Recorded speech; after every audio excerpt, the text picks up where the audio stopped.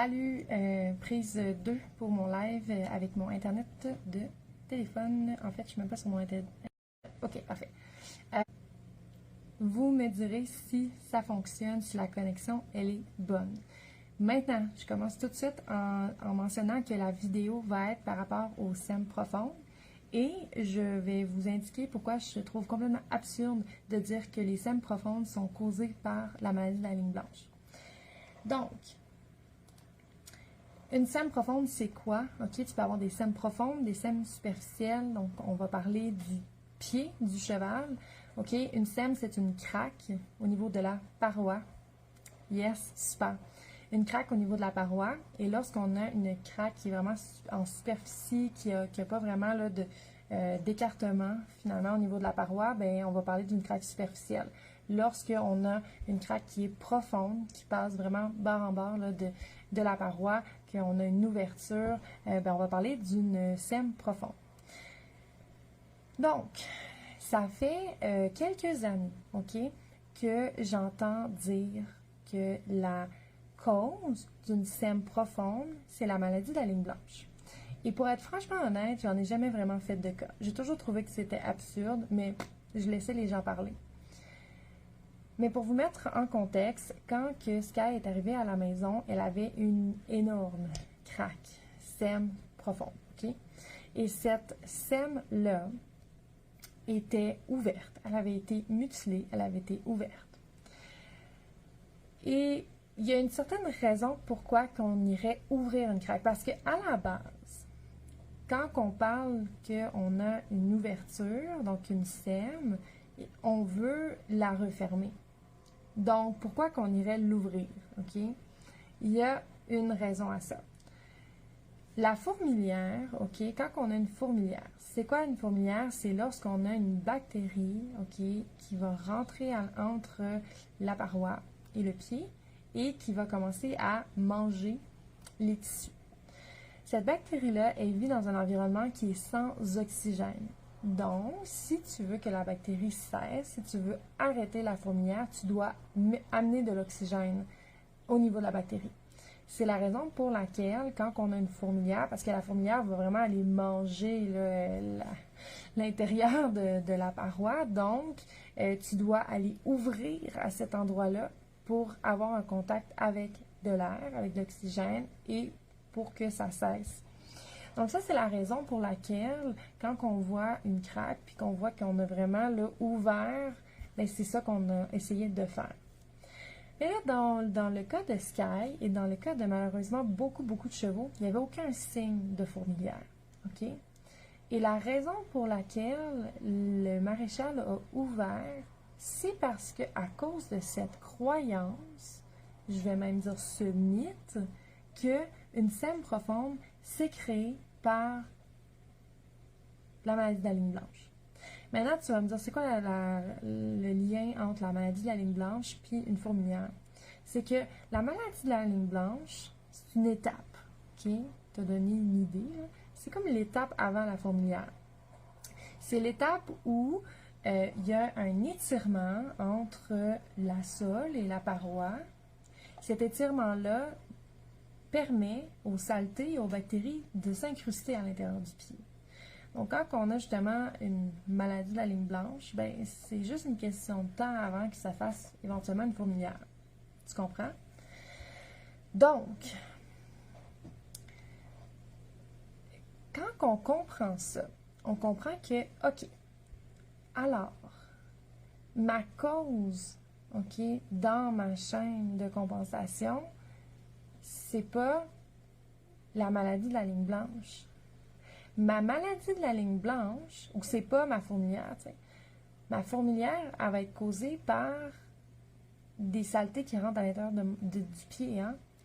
Comment que ces saletés-là vont rentrer à l'intérieur du pied? Par l'étirement de la ligne blanche. Donc, mon symptôme avant ma fourmilière, c'est mon étirement de la ligne blanche.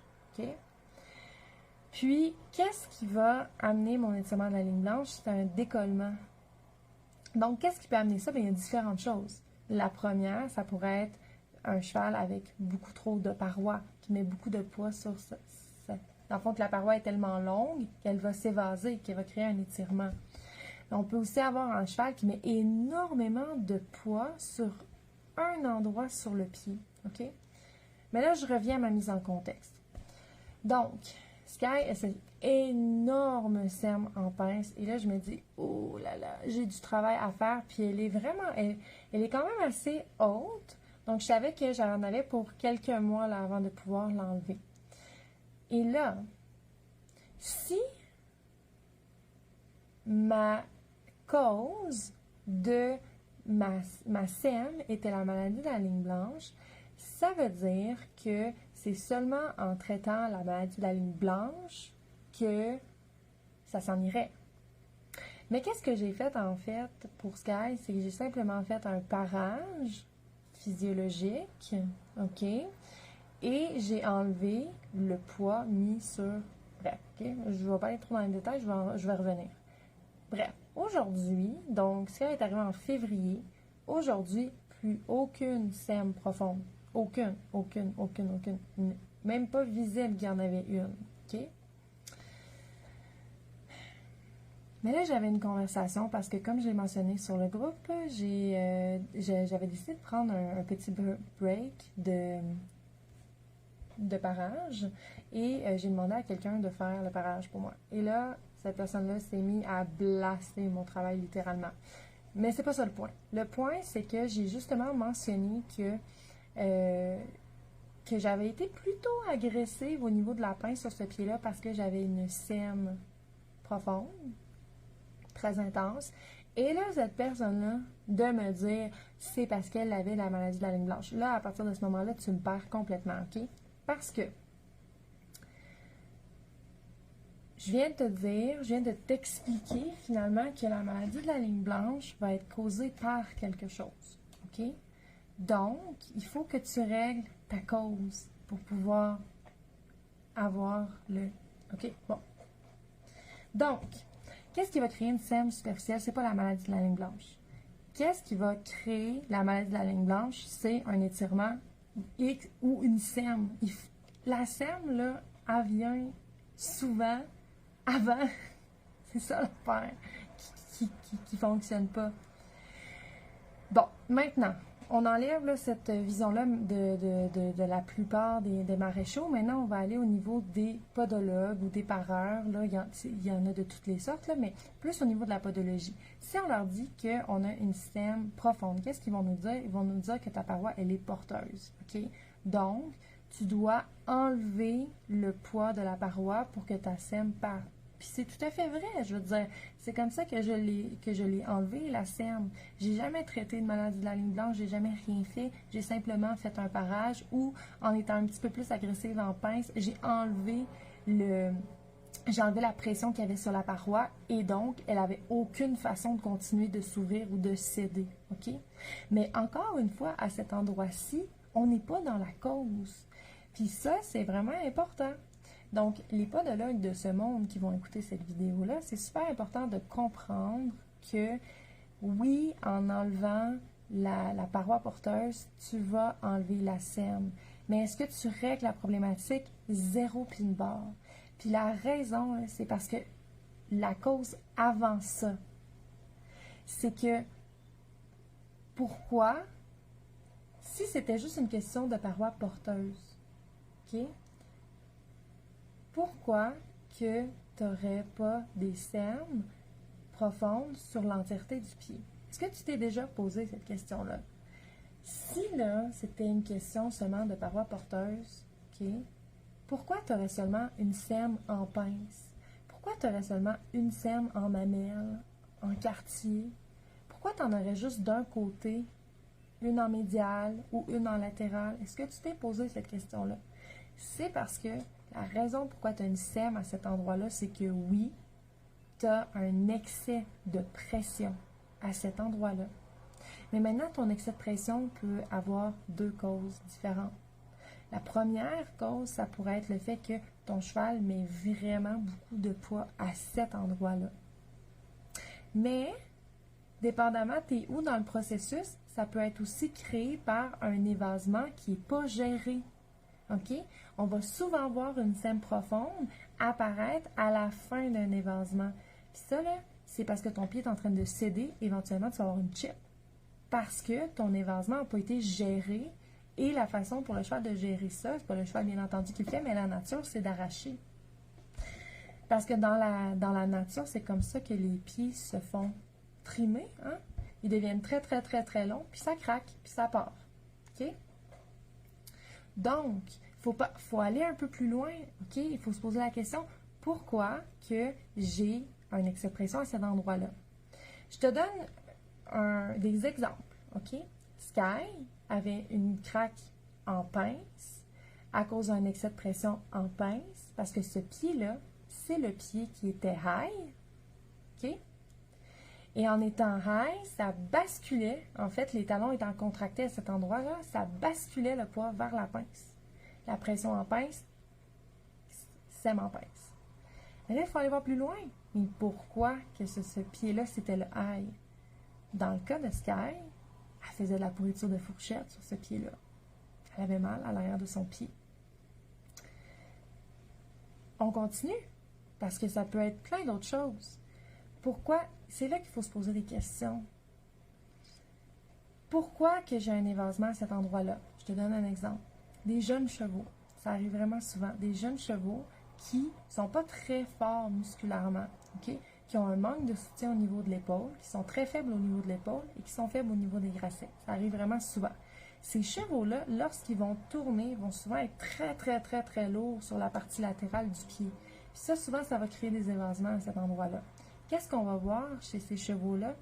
Souvent, des craques en mamelles, parce qu'ils sont à la fin de l'évasement, ou si le pied est le moindrement pas trop solide, on va avoir la craque, on va l'avoir en quartier.